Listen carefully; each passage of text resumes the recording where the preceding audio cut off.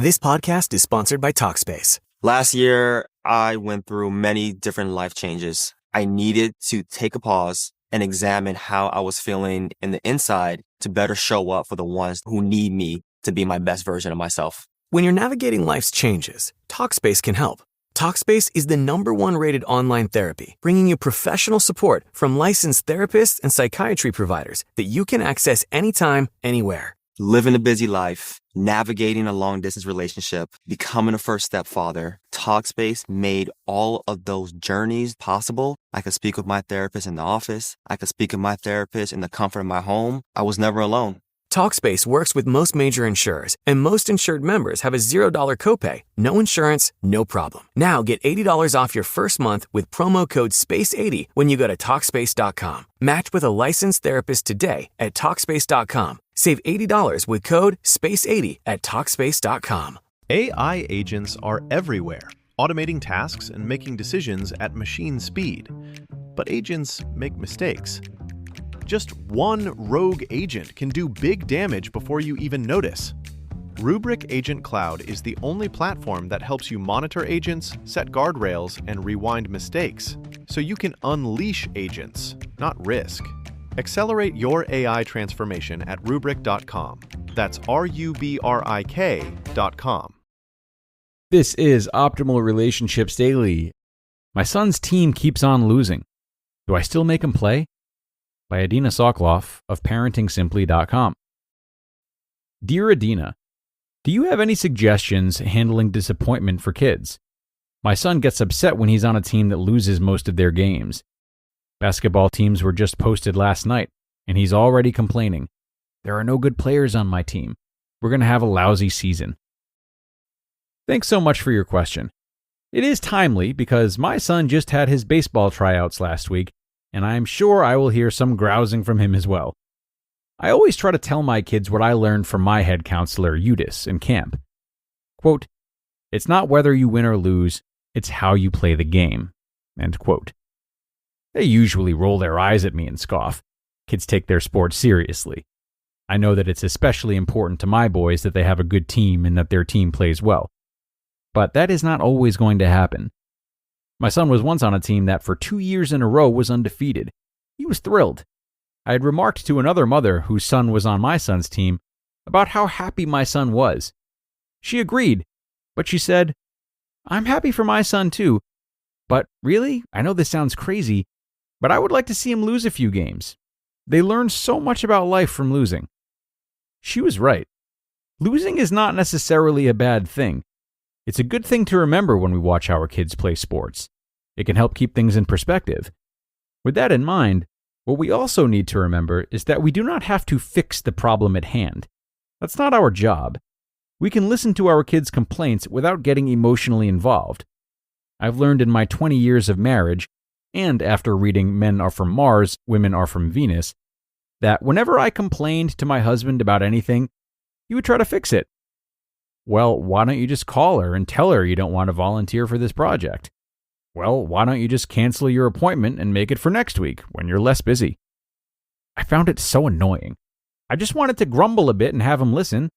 Maybe make some more sympathetic noises and perhaps some empathy. That could be annoying. Oh, I know. That's not your favorite thing to do. That's all I needed, really. Then I would be okay. I would figure it out myself. It sounds too easy, but here too, all your son needs is a listening ear, or some sympathetic noises, and empathy. It's okay for him to be upset about his team. It's all part of playing the game. When we try to fix life for our kids, or we try to shoo away all of their feelings, they get upset with us, instead of the situation that they found themselves in.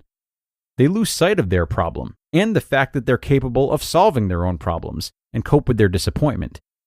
To help him manage his frustrations after a lost game, he just needs to hear, "It can be frustrating to work so hard during practice and then lose the game.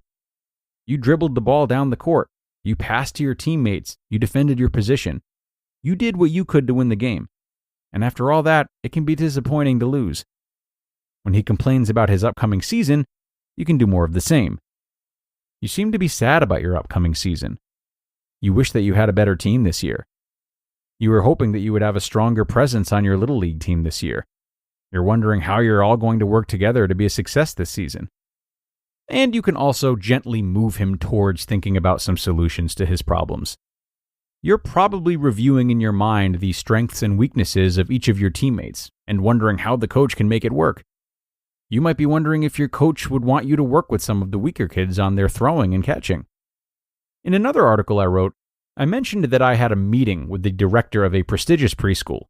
We were discussing the content of the parenting workshops I would be presenting, and I asked her, "What is the most important problem your parents have with the kids?" And she said, "It's not so much that they have a problem with their kids, it's that they want a quick fix. They don't know how to just leave their kids alone and let them be sad when they're sad, and that their job is not to make their kids happy all the time. They need to stop micromanaging their kids' feelings."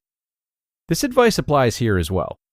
So, as we move into spring and baseball season, let's all support our kids with some listening and some empathy. And remember that what you just said is totally true. It's not whether you win or lose. It's how you play the game. You just listened to the post titled, "My Son's Team Keeps on Losing. Do I Still Make Him Play?" by Adina Soclof of ParentingSimply.com. AI agents are everywhere, automating tasks and making decisions at machine speed. But agents make mistakes. Just one rogue agent can do big damage before you even notice. Rubrik Agent Cloud is the only platform that helps you monitor agents, set guardrails, and rewind mistakes, so you can unleash agents, not risk. Accelerate your AI transformation at Rubrik.com. That's RUBRIK.com. 'Tis the season for identity theft. This time of year, most of us are checking off our holiday gift lists. But guess what? Identity thieves have lists too, and your personal information might be on them. Protect your identity with LifeLock. LifeLock monitors hundreds of millions of data points every second and alerts you to threats you could miss by yourself, even if you keep an eye on your bank and credit card statements. If your identity is stolen, your own US-based restoration specialist will fix it, guaranteed, or your money back. And all plans are backed by the $1 Million Protection Package. The last thing you want to do this holiday season is face drained accounts, fraudulent loans, or other financial losses from identity theft all alone. Make this season about joy, not identity theft, with LifeLock. Save up to 40% your first year. Call 1-800-LifeLock and use promo code IHEART. Or go to lifelock.com/iHeart for 40% off. Terms apply. And thanks so much to Adina for providing some of her terrific parenting insight, as always.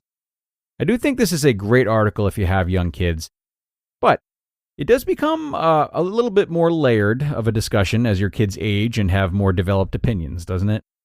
Maybe you find that your child has other interests, especially if they come off as ambivalent about the sport or activity at hand when things are going really well for them, not just when they're losing. Or maybe their friends are no longer involved, and that was a big part of the appeal for them, even if they didn't know it at first. So, while I really love and am in total agreement with some of the lessons Adina spoke about here today, don't be afraid to dig deeper and see if there's something beyond the losing that prevents your kids from being excited about whatever sport or activities they're taking part in. They might even use losing as an excuse or a front that they think will convince you to get them out of it, if they're afraid to speak about what's really on their minds.